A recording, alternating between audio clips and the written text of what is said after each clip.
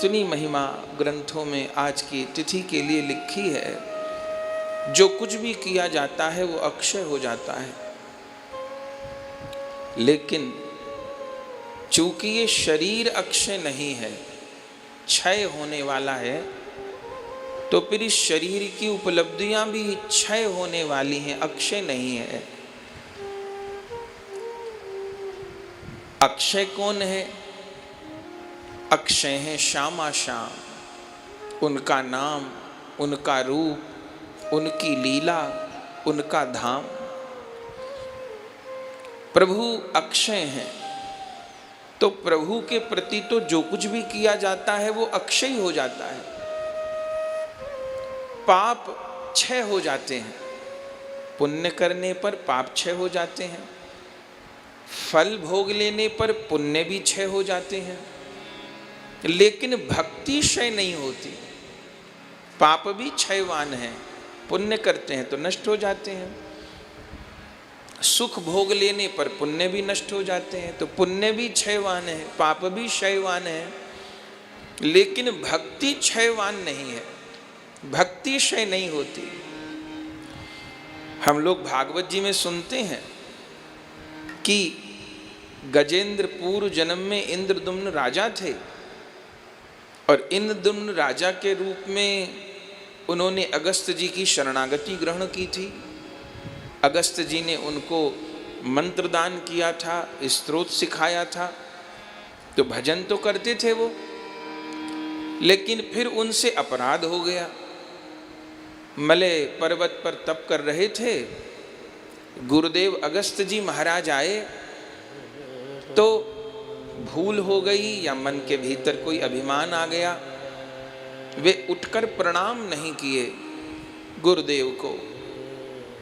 पूज्य जन को प्रणाम न करने पर सारे पुण्य नष्ट हो जाते हैं, तो उनके पुण्य नष्ट हो गए, ठीक, लेकिन भजन नष्ट नहीं हुआ। बहुत ध्यान देने की बात है, पुण्य नष्ट हो गए। तो पुण्य नष्ट होने के कारण उनको फिर श्राप प्राप्त हो गया, और अगले जन्म में वो हाथी बन गए। कथा सब जानते हैं, कथा नहीं कह रहे, जो बात यहाँ कहनी है वो कह रहे हैं। अगले जन्म में वो गजेंद्र बन गए, तो पाप प्रकट हो गए, तभी तो मनुष्य शरीर छोड़ के उन्हें भगवत प्राप्ति करनी चाहिए थी, पर वो हाथी की योनि में आ गिरे।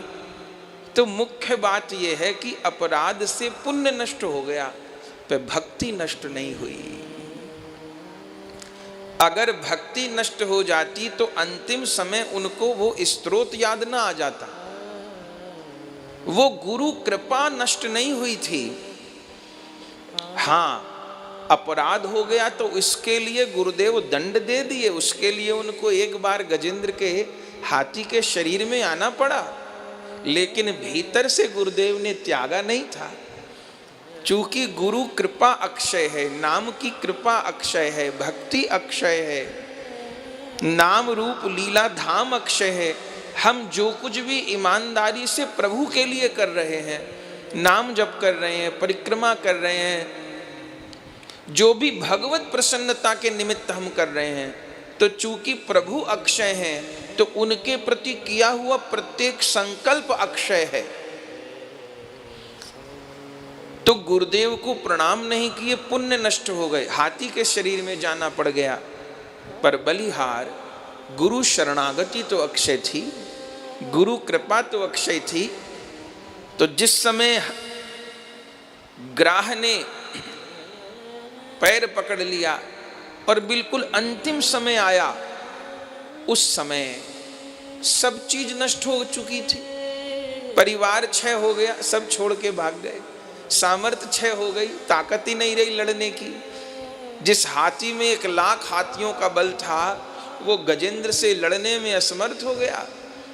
तो सब चीज क्षय हो गई, पुण्य क्षय हो गए, सामर्थ्य क्षय हो गई, परिवार क्षय हो गया, पर बलिहार भक्ति क्षय नहीं हुई। उस समय भी श्री कृष्ण का नाम याद आया, और प्रभु आज की ही तिथि पे गजेंद्र का उद्धार करने के लिए उपस्थित हो गए। हरि बोल। माने जो कुछ किया गया आज के दिन वो सब अक्षय हो गया। तो हमको आपको भी यही बात समझनी है कि प्रभु के प्रति जो कुछ संकल्प हो रहा है, प्रभु के प्रति जो कुछ अर्पण हो रहा है, संकल्प हो रहा है, वह सब अक्षय है।